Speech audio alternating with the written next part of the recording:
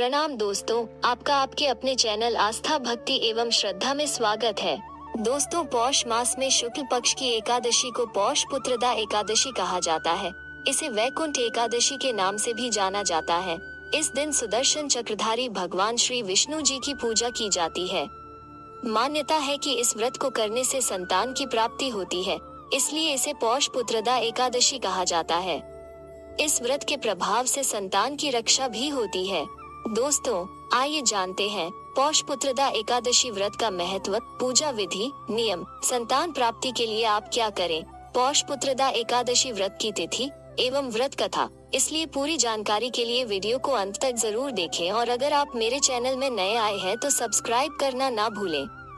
दोस्तों, आइए जानते हैं पौष पुत्रदा एकादशी का महत्व। एकादशी तिथियों में पुत्रदा एकादशी का भी विशेष स्थान है। निसंतान दंपतियों के लिए यह व्रत बहुत महत्व रखता है। यह व्रत संतान प्राप्ति और संतान उन्नति की कामना के लिए किया जाता है। माना जाता है कि जो भी व्यक्ति पूरी श्रद्धा, नियम और विधि विधान से पुत्रदा एकादशी का व्रत करते हैं, उन्हें योग्य संतान की प्राप्ति होती है। इसी कारण इसे पुत्रदा एकादशी कहा जाता है। पौष माह में पड़ने के कारण इसे पौष पुत्रदा एकादशी कहते हैं। दोस्तों, आइए जानते हैं पौष पुत्रदा एकादशी की पूजा विधि। पौष पुत्रदा एकादशी के दिन श्रद्धा पूर्वक भगवान विष्णु का पूजन किया जाता है। सर्वप्रथम, पौष पुत्रदा एकादशी का व्रत रखने वाले श्रद्धालुओं को व्रत से पूर्व दशमी के दिन सात्विक भोजन ग्रहण करना चाहिए। व्रती को संयमित और ब्रह्मचर्य का पालन करना चाहिए। एकादशी के दिन प्रातः काल स्नान के बाद व्रत का संकल्प लेकर भगवान श्री हरि विष्णु का ध्यान करें। गंगा जल, तुलसी दल, तिल, फूल, पंचामृत से भगवान नारायण की पूजा करनी चाहिए। यह व्रत दो प्रकार से रखा जाता है, निर्जला और फलाहारी या जलीय व्रत। सामान्यतः निर्जल व्रत पूर्ण रूप से स्वस्थ व्यक्ति को ही रखना चाहिए। व्रत के अगले दिन द्वादशी पर किसी जरूरतमंद व्यक्ति या ब्राह्मण को भोजन कराकर दान दक्षिणा देकर व्रत का पारण करना चाहिए। दोस्तों, आइए जानते हैं पौष पुत्रदा एकादशी 2022 की तिथि एवं मुहूर्त। पौष पुत्रदा एकादशी का व्रत होगा बृहस्पतिवार 13 जनवरी 2022 को। पौष पुत्रदा एकादशी प्रारंभ होगी 12 जनवरी शाम 4:49 पर तथा समाप्त होगी 13 जनवरी शाम 7:32 पर। पारण यानी व्रत तोड़ने का समय होगा 14 जनवरी को सुबह 7:15 से सुबह 9:21 पर।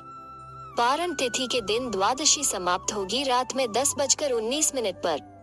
दोस्तों, आइए अब सुनते हैं पौष पुत्रदा एकादशी की पौराणिक कथा। किसी समय भद्रावती नगर में राजा सुकेतु का राज्य था। उसकी पत्नी का नाम शैव्या था। संतान नहीं होने की वजह से दोनों पति पत्नी दुखी रहते थे। एक दिन राजा और रानी मंत्री को राजपाट सौंपकर वन को चले गए।